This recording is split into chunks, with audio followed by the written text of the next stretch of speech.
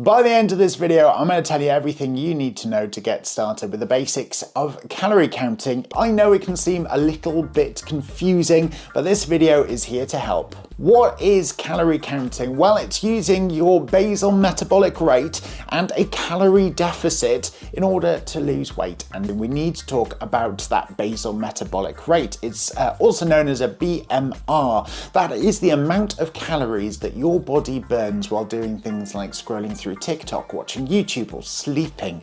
Everyone's heard about the guide of 2,500 calories for a man and 2,000 calories for a woman.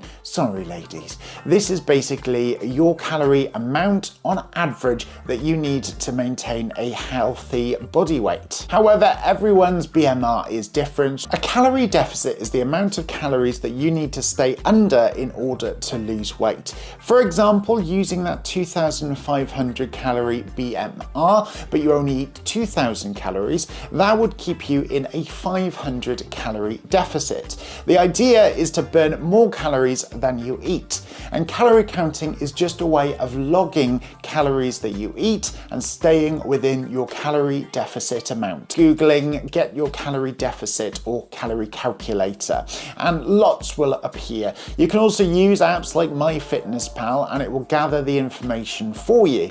Now you will be asked your gender, your age, your height and how active you are. Now this is not a dating profile, you've got to be honest. If you're 5'11", you're 5'11", you're not 6 foot. If you don't do any exercise, say that. You will also be asked how much weight you would like to lose. Now, most calorie calculators set the highest amount of calories that you can lose per week is 2 pounds.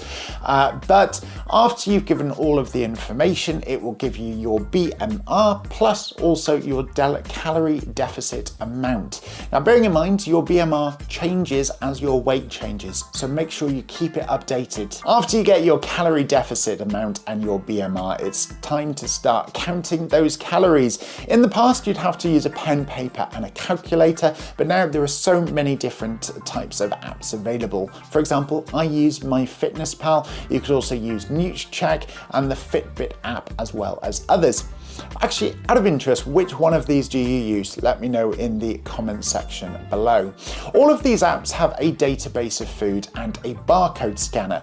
All you do, you scan the food with the barcode scanner and enter the portion size, and that's it.